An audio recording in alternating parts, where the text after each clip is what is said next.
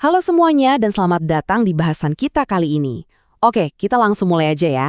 Hari ini kita bakal membedah sebuah dokumen yang benar-benar akan ngubah wajah sistem peradilan di Indonesia. Yep, kita ngomongin soal rancangan Kitab Undang-Undang Hukum Acara Pidana atau yang biasa kita sebut RKUHP. Berdasarkan analisis mendalam dari Dr. Lia Sulistiani, ini tuh bukan sekedar update hukum biasa loh, ini perombakan total. Ibaratnya kita lagi ngedesain ulang gimana negara memproses kejahatan, dan yang paling penting nih, gimana dampaknya langsung ke hak-hak kita semua sebagai warga negara. Nah, biar gampang, bahasan kita bakal dibagi jadi 5 bagian utama.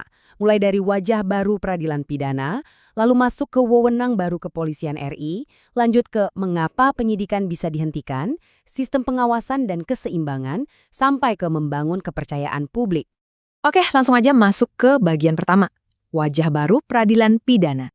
Seperti yang saya bilang tadi, RKUHP ini bukan cuma sekedar revisi minor. Kita lagi ngeliat pergeseran besar menuju apa yang disebut due process model. Maksudnya gimana tuh? Simpelnya, ini adalah kerangka keadilan yang benar-benar memprioritaskan hak asasi manusia, prosedur yang adil, dan kepastian hukum di atas segalanya.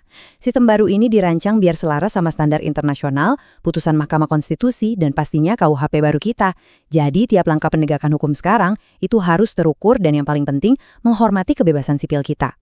Lanjut ke bagian kedua, wewenang baru Kepolisian Republik Indonesia. Sekarang coba kita bandingin ya. Kalau di aturan KUHP yang lama, wewenang polisi itu ya bisa dibilang standar aja. Tapi tunggu dulu, di RKUHP yang baru ini, polisi dapat alat investigasi baru yang super kuat. Serius deh, buat pertama kalinya polisi secara resmi diizinkan buat ngelakuin penyadapan dan pengamatan diam-diam atau observasi penyamaran. Ini tuh wewenang besar banget yang sebelumnya nggak ada aturannya. Sebuah cara negara merespon kejahatan modern yang emang makin kesini makin kompleks. Nah, kalau kita bedah pasal 7, wewenang standar kayak menangkap, menahan, menggeledah, menyita, sampai memanggil tersangka itu sekarang diperluas secara signifikan. Selain penyadapan dan pengamatan diam-diam yang baru kita bahas, polisi sekarang juga bisa loh melakukan penuntutan untuk tindak pidana ringan, asalkan wewenang itu didelegasikan sama penuntut umum. Jadi kapasitas aparat buat masuk dan intervensi demi menjaga keamanan publik ini benar-benar jadi jauh lebih besar. Tapi tenang aja, wewenang sebesar ini tentu ada remnya, ada syarat mutlak, dan angka ajaibnya adalah 2.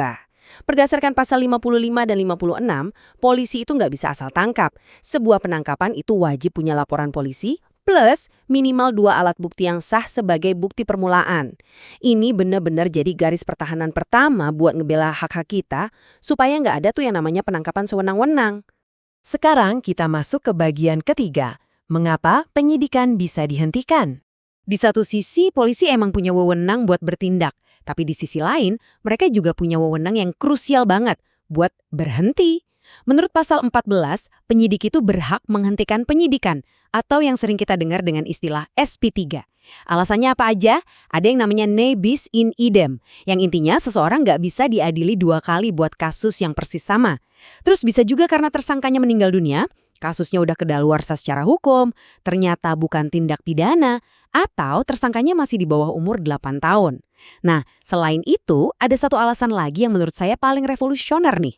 Keadilan restoratif atau restoratif justice. Ini benar-benar nunjukin wajah hukum modern yang jauh lebih manusiawi. Jadi RKUHP sekarang secara resmi mengakui kalau misalnya ada perdamaian yang tulus antara korban dan pelaku di luar pengadilan buat tindak pidana tertentu dan polisi tahu soal itu, kasusnya bisa resmi ditutup. Akhirnya sistem kita mulai sadar ya kalau penjara itu nggak selalu jadi satu-satunya jalan buat dapetin keadilan.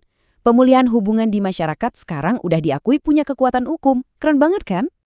Lanjut, kita masuk ke bagian keempat, sistem pengawasan dan keseimbangan. Kalian mungkin mikir, wah, dengan semua wewenang tadi, gimana cara mencegah biar nggak disalahgunakan?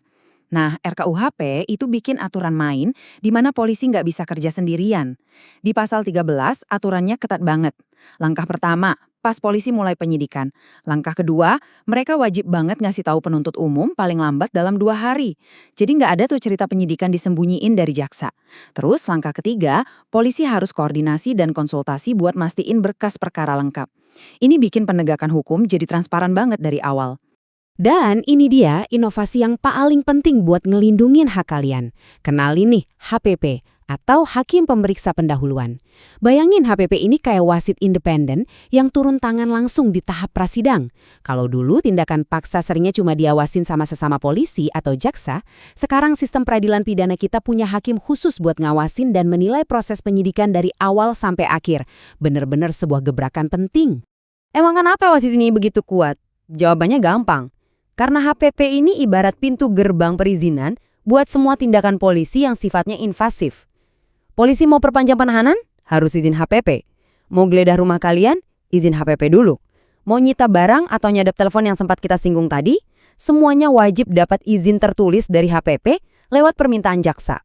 Nggak cuma itu, HPP juga berhak mutusin apakah sebuah penahanan itu sah atau enggak.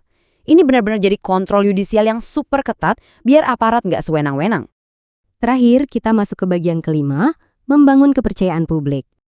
Pada akhirnya, filosofi dasar dari semua perombakan ini simpel banget. Wewenang polisi yang makin besar itu mutlak butuh pengawasan. Tujuannya sama sekali bukan buat ngelemahin polisi kok, tapi justru buat nyiptain standarisasi, transparansi, dan akuntabilitas. Jadi setiap keputusan yang diambil penyidik itu benar-benar bisa dipertanggungjawabkan secara logis dan hukum. Dengan cara inilah ekosistem peradilan kita bisa berevolusi jadi lebih konsisten dan terukur. Nah, sebagai penutup bahasan kita kali ini, dengan hadirnya RKUHP, negara emang ngasih alat yang jauh lebih tajam ke aparat buat ngelawan kejahatan. Tapi di saat yang sama, mereka juga ngebangun jaring pengaman bernama HPP dan keadilan restoratif tadi.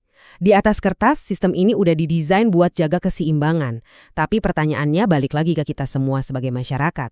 Dengan wewenang baru yang diimbangi pengawasan ekstra ini, apakah sistem keadilan yang baru ini pada akhirnya bisa memenangkan kepercayaan Anda? Sebuah pertanyaan yang layak banget buat kita pikirin bareng-bareng. Terima kasih udah ngikutin penjelasan hari ini, dan sampai jumpa di bahasan berikutnya.